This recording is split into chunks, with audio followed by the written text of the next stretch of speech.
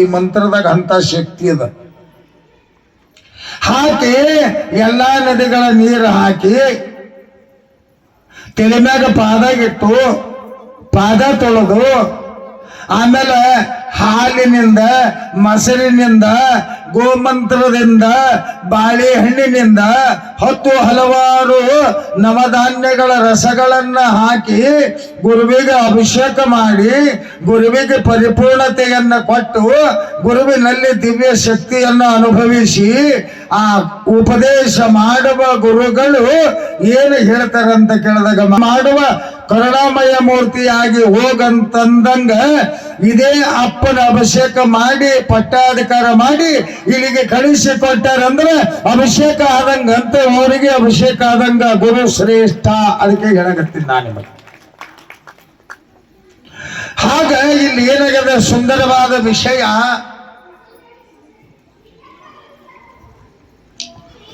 ಸುಂದರವಾಗಿ ಮಂಟಪವನ್ನ ನಿರ್ಮಾಣ ಮಾಡ್ಯಾರೆ. ಮಂಟಪದೊಳಗ ಶಿಷ್ಯನಾದ ಶರಣ ಬಸವನಿಗೆ ಕುಂದರಿಸ್ಯಾರ. ಏನು ಮಾಡಬೇಕು ಕ್ರಿಯಾಚರಣೆಗಳು ಎಲ್ಲವನ್ನ ಮಾಡ್ಯಾರ.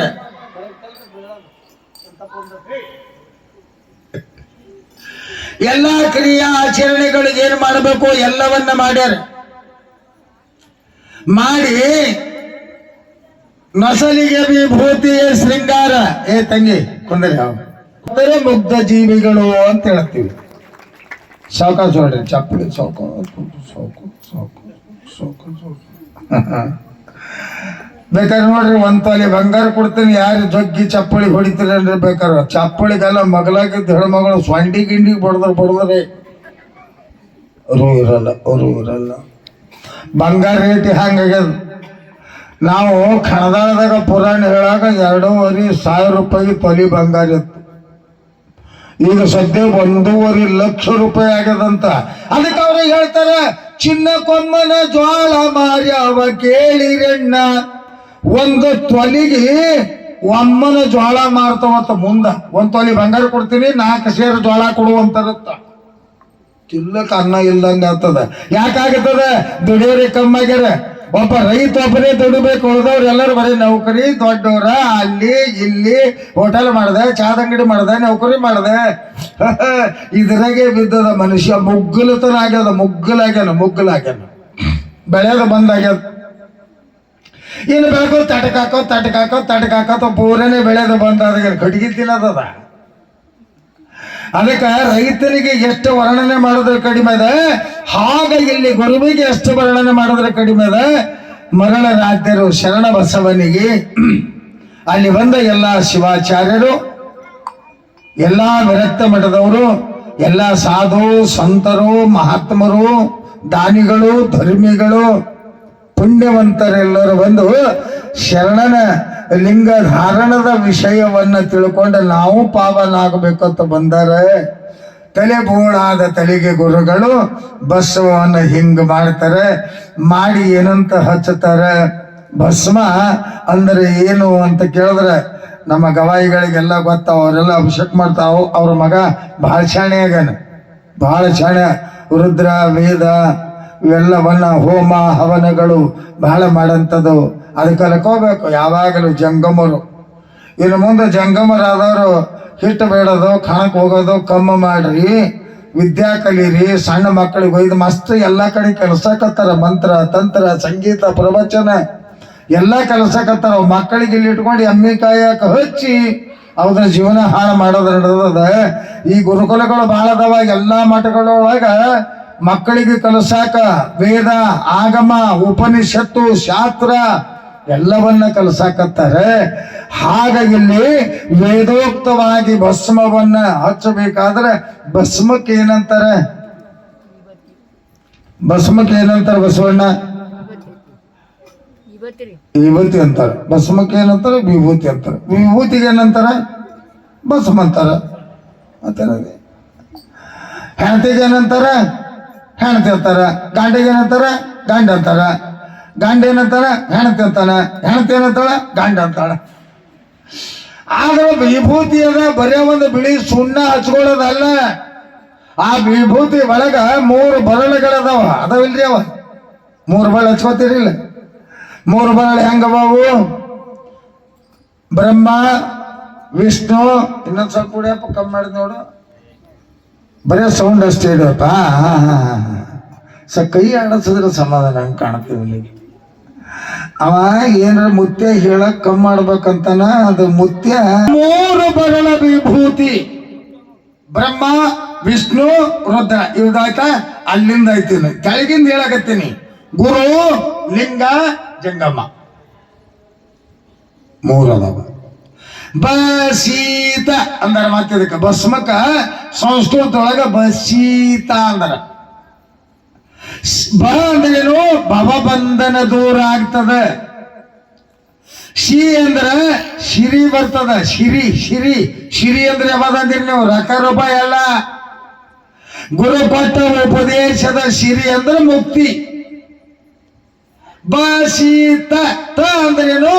ತಮ ದೂರ ಆಗ್ತದ. ತಮ ತಮ ತಾಪ, ದುಃಖ, ದರಿದ್ರ ದೂರ ಆಗ್ತದ.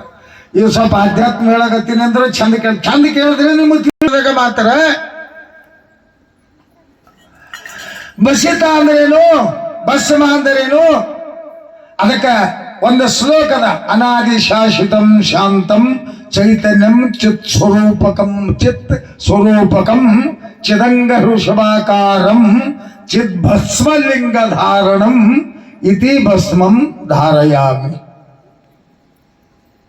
ಮೂರು ಬರಳ ವಿಭೂತಿ ಹಚ್ಕೊಂಡ್ರೆ 3 ಜನ್ಮದ ಪಾಪ ಹೋಗ್ತದ. 3 ಜನ್ಮದ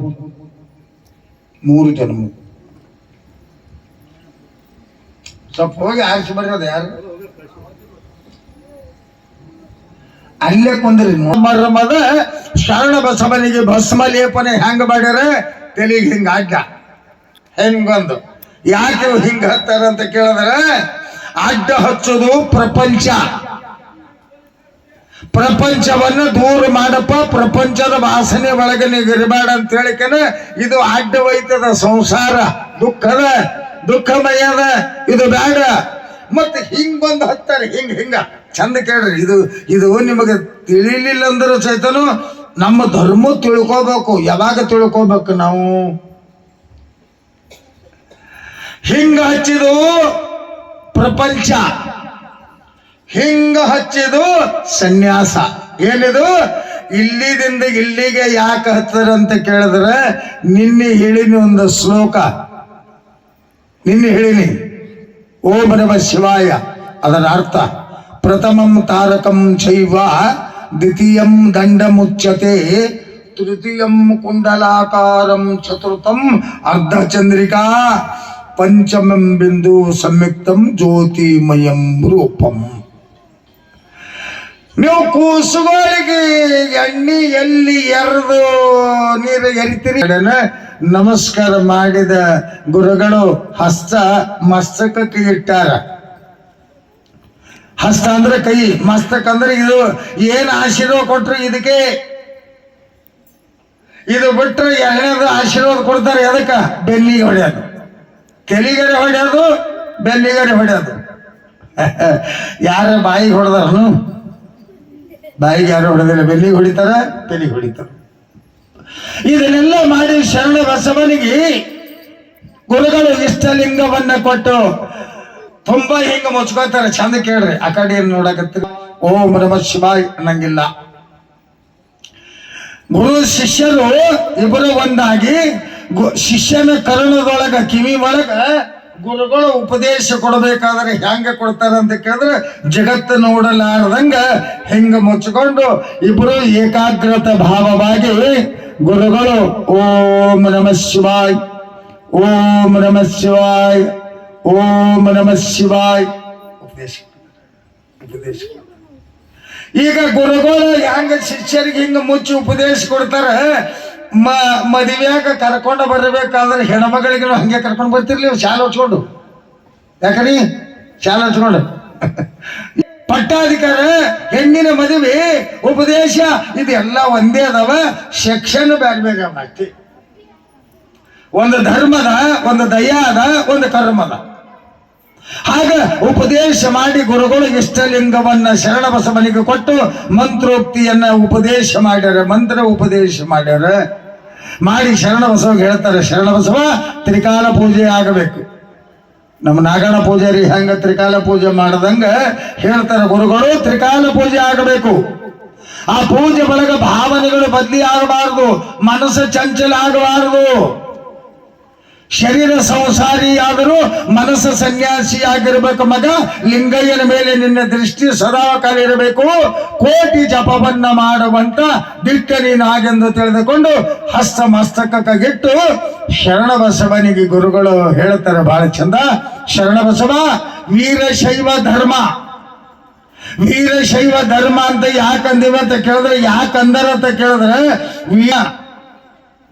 ಸೃಷ್ಟಿ ಆಯ್ತು. ಇದು ಬಹಳ ಚಂದ ನೆನಪಿಟ್ಕೋಬೇಕು ನಾವೆಲ್ಲ. ವೀರಶೈವ ಧರ್ಮವನ್ನ ಸ್ಥಾಪನೆ ಮಾಡಿದವನು ಕೈಲಾಸದೊಳಗ ವೀರಭದ್ರ ದೇವರು. ಅದಕ್ಕೆ ರಂಭಾಪುರಿಯ ಪೀಠದ ಸೂತ್ರಧಾರಿ, ಪೀಠದ ಒಡೆಯ ಯಾರು ಅಂತ ಕೇಳಿದ್ರೆ ವೀರಭದ್ರ ದೇವರು. ಅದಕ್ಕೆ ರಂಭಾಪುರಿಯ ಗೋತ್ರ ವೀರಗೋತ್ರ ಅಂತ ಬಂದ. ಇವೆಲ್ಲ ಸೂಕ್ಷ್ಮವ. ಹಾಗೆ ಆ ವೀರಭದ್ರ ಸ್ಥಾಪನೆ ಮಾಡಿದ ವೀರಶೈವ ಧರ್ಮದ ತತ್ವವನ್ನ ಅಷ್ಟಾವರಣದ ರೂಪವಾಗಿ ಗುರುಗಳು ಶರಣಬಸವನಿಗೆ ಉಪದೇಶ ಮಾಡ್ತಾರೆ. ಮಗ, ಗುರು, ಲಿಂಗ, ಜಂಗಮ, ವಿಭೂತಿ, ರುದ್ರಾಕ್ಷಿ, ಮಂತ್ರ, ಪಾದೋದಕ, ಪ್ರಸಾದ 8 ನೋಡು. 8 ಅಷ್ಟ ಅಷ್ಟ ಅಷ್ಟ ಅಂದ್ರೆ 8, ಅಷ್ಟ ಅಂದ್ರೆ ಶ್ರೇಷ್ಠ. ಅಷ್ಟವನ್ನ ಪಾಲಿಸಿದವನು ಜಗತ್ತಿನೊಳಗ ಶ್ರೇಷ್ಠ ಅನಿಸಿಕೊಳ್ತಾನೆ ಅಂತ ಹೇಳದಂಗ ಗುರುಗಳು ಹೇಳ್ತಾರೆ, ಮಗ ಉಪದೇಶ ಮಾಡ್ತೀನಿ, ನೀನು ಕೇಳು. ಮೊದಲೇದು ಗುರುವಿನ ಮಹಿಮೆ. ಸಮಯ ಸ್ವಲ್ಪ ಇದ್ದರೂ ಕೂಡ ಸಂಕ್ಷಿಪ್ತ ಹೇಳ್ಕೊಂತ ಹೋಗ್ತೀನಿ. ಒಂದೊಂದು ಮಹಿಮಾ. ಗುರು ಅಂದರೆ ಯಾರಪ್ಪ? ಗುರುವಿನ ಕೆಲಸ ಏನದ? ಗುರು ಏನು ಮಾಡ್ತಾನೆ? ಗುರು ಏನು ಮಾಡ್ತಾನೆ ಅಂತ ಕೇಳಿದ್ರೆ ಶಾರ್ಪರಿ ಸ್ವಲ್ಪ.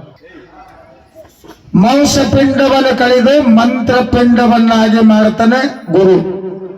ಮಾಂಸಪಿಂಡ ಶರೀರ, ಅದನ್ನು ಕಳೆದು ಮಂತ್ರಪಿಂಡ ಮಾಡಬೇಕಾದ್ರೆ ಬಹಳ ಮುಖ್ಯದ.